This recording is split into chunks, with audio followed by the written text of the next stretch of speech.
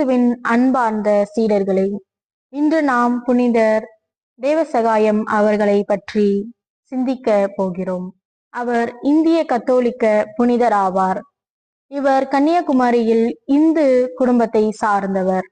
இவர் 18ஆம் நூற்றாண்டில் பிறந்தார். இவருடைய இயற்பெயர் நீலகண்டன். திருமுழுக்கு பெற்ற பொழுது லாசரசு என்பதன் தமிழ் பதமான தேவசகாயம் என்ற பெயரை பெற்றார். புனித தேவசகாயத்தின் மனமாற்றம் 1741 குச்சல் துறைமுகத்தை பிடிக்க வந்த டச் படைகள் மார்த்தாண்ட வர்மாவின் படைகளால் தோற்கடிக்கப்பட்டன. டச் படைத்தலைவரான கத்தோலிக்க மதத்தை சார்ந்த பெனிடிகஸ் டி லெனாய் அவருடைய படைகளுடன் சிறைப்பிடிக்கப்பட்டார். பின்னர் பெனிடிகஸ் தமது படையின் ஆலோசகராக மார்த்தாண்ட வர்மா நியமித்ததால் அவர் நீலகண்ட பிள்ளையின் நண்பரானார்.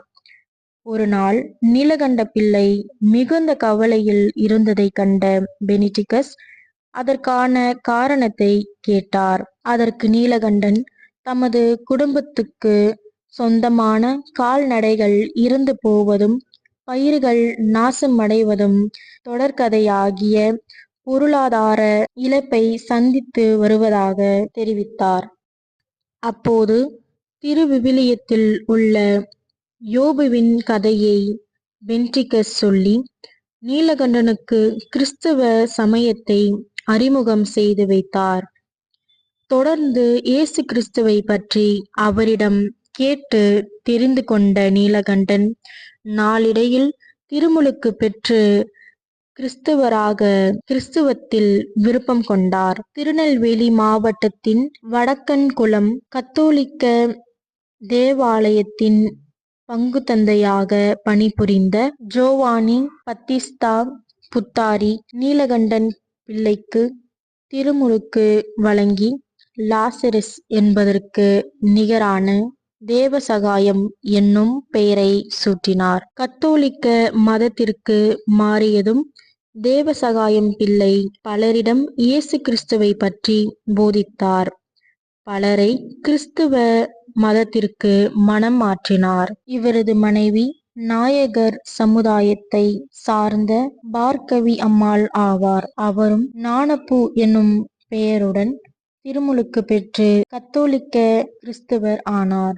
உயர் வகுப்பை சேர்ந்த இந்துக்கள் கிறிஸ்துவத்தை வழிபடக்கூடாது என்ற அன்றைய திருவாக்கூர் மன்னரின் கட்டளையை மீறி மதம் மாறியதால் இவர் கொலை செய்யப்பட்டார். தேவசகாயம் இறந்த இடம் இன்று தேவசகாயம் மவுண்ட் என்று அழைக்கப்படுகிறது. கத்தோலிக்க திருச்சபை 2012 டிசம்பரில் இவருக்கு அருளாளர் பட்டம் வழங்கி சிறப்பித்தது. திருத்தந்தை பிரான்சிஸ் தேவசகாயத்தை 2022 மே 15 அன்று ஒரு புனிதராக அறிவித்தார். துன்புறுத்துகள், அவமதிப்புகள், தண்டனைகள் எதுவும் அவரை தன் நம்பிக்கையிலிருந்து பிரிக்கவில்லை.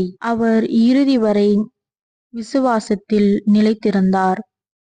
இன்று நாமும் இளைஞர்களாக பல சவால்களை சந்திக்கிறோம்.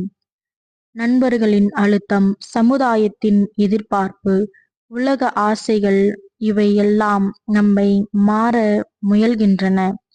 ஆனால் தேவசகாயம் பிள்ளை நமக்கு சொல்லும் ஒரு செய்தி: உண்மையை அறிந்தால் அதற்கான நிலைத்து நில். அவரின் மனமாற்றம் ஒரு சாதாரணமான மாற்றம் அல்ல, அது ஒரு தியாகிய பயணம்.